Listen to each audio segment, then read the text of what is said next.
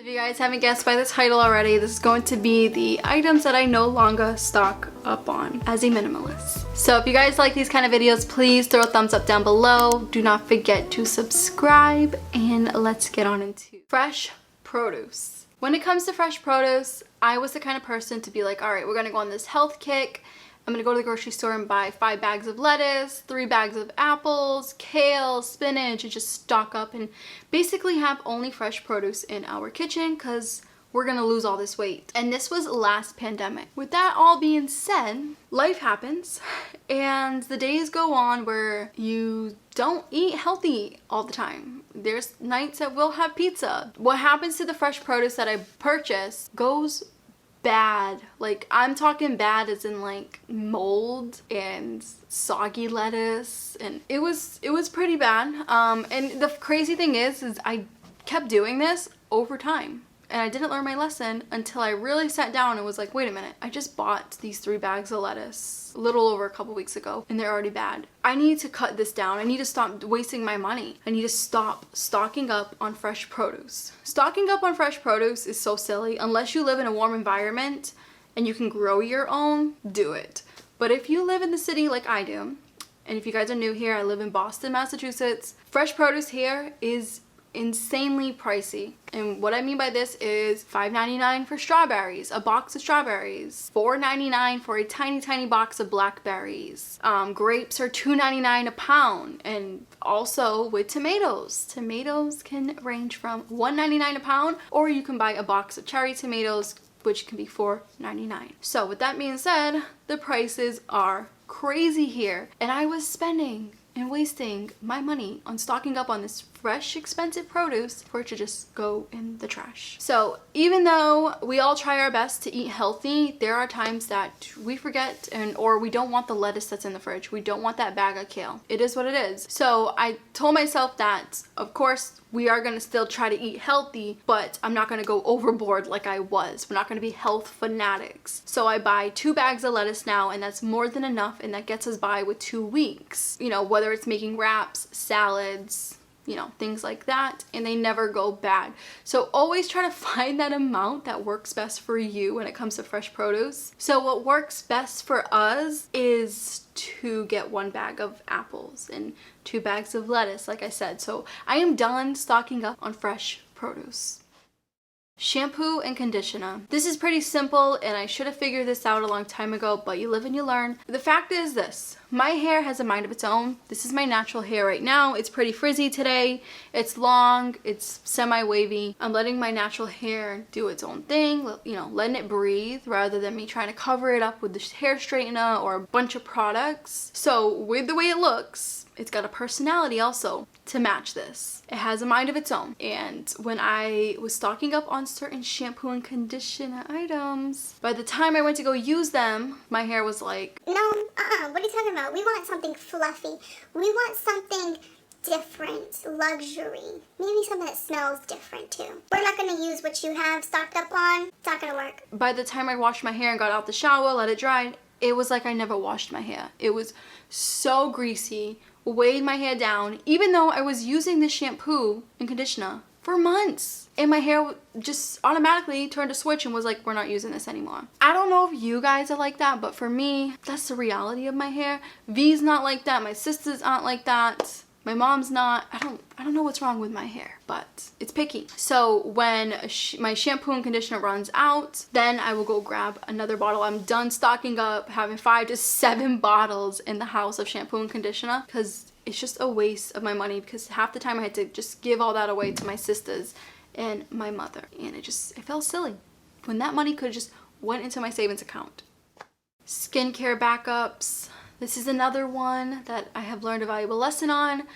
And as much as I love Osea, love Pacifica, I love those brands, and I love their products, having backups of certain skincare items that's your favorite is not the way to go. Purchase when they're empty. I don't use or do my skincare routine every day, and I only have 3 steps. But last summer and the summer before that, I was stocking up on Pacifica products. I was stocking up on Osea face mask, and when I went to go use them, since I don't use skincare products all the time. I always get busy and stuff. The stuff that I was gonna go use that was stocked up in my closet were half all expired or dried out. So again, I wasted money, and I learned a valuable lesson that I will not have a stockpile of skincare items again. Literally, buy what you need. And this is what I keep in my head all the time. Buy what you need, Kara. If you don't need it, don't buy it.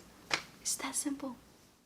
Chapsticks. Now, I don't know about you guys, but living in a cold area, like today is not cold. Give the weather an A+ for today. It's 70 something degrees, it's humid, we're happy. But when the end of August towards all the way beginning of May, it's freezing. Like absolutely freezing here. And if you don't have chapstick on hand, your lips will probably fall off. So chapstick is a big deal in Massachusetts for me and for my boyfriend and for my sisters. I have not met one person from Mass that doesn't carry chapstick on them, but here's a problem that I had. I was putting a chapstick in my cup, chapstick in the bathroom, a chapstick in the kitchen. I don't even know why I had chapstick in the kitchen in the other place, but I did. I had a chapstick everywhere I walked, and I was like, Kara, you are a minimalist. Why do you need so many chapsticks? 2 is fine. 2 is definitely the limit. I'm done stocking up on chapstick. I have 1 in the car, 1 in the house. That's it. And like I said, by the time I went to go grab the one that's in the kitchen or the one that's in the closet or in the bathroom, they were missing. They are like those little black elastics, those tiny ones that we all used to use. I use scrunchies now. Those little goodie elastics. When you take your hair down, put it on the table, it automatically has legs and walks away and just goes on and has a family of their own, and you never see them again. And that's how I feel about chapsticks. The minute you put it down, you never see it again if you have an abundancy of them. So having 2, I can keep my eyes on where they're going. 1 stays right in the compartment in the car, and 1 stays right in my little basket in the closet. So I have my eyes on where my chapstick is, and I just won't stock up or waste my money on multiple chapsticks ever again. And the last thing on this list is something that I have learned a lesson recently, and that is cat food. Let's get into this one. Cat food is something that I wanted to provide to my little baby. I love Milo to death. He is my best friend, and you guys know I just love cats, and I always wanted to have a cat of my own. So the minute I got him, I stocked up on food. I wanted him to have the best of the best. If I was a cat, I would want to eat 5 different flavors a day if I could. And I experimented a little bit too much, to the point where his side of the closet was filled with food. I bought dry food for no reason, because the vet told me that male cats shouldn't really eat dry food due to crystallization. If you guys don't know what that is, please Google it. It's very important if you have a male cat. But anyways, I bought dry food. I bought fancy like little tiki cat food. I bought so much different flavors, and he is picky. He hated all the flavors that I bought but 1 flavor. I stocked up on so many cans of food, and thank goodness I kept the receipts, because I got to bring everything back except for the fancy feast and the dry food. I donated that to an animal shelter. But the tiki cat and all that, I brought it back to the store. He only likes chicken flavor. He does not like lobster. He doesn't like sardines. And I'm just like, I will never ever stock up on cat food again. The cat food I have in his little area is like 10 cans, and I always keep the receipt, because who knows when he will want to change that too. And he is eating a lot. He is a kitten, so that's why I have like 10 cans in there, because he's eating like 3 to 4 times a day. And the vet said that's completely normal. He weighs 2 pounds now, so he's got a long way to go. But I wasted some money and time on stocking up on cat food, thinking that he would love different flavors, and it's best to just try out one. Don't stock up as much as I did, because you're gonna waste your money and your time.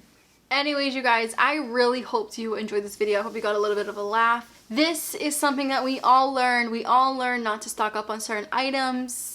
We all go through it. It's normal.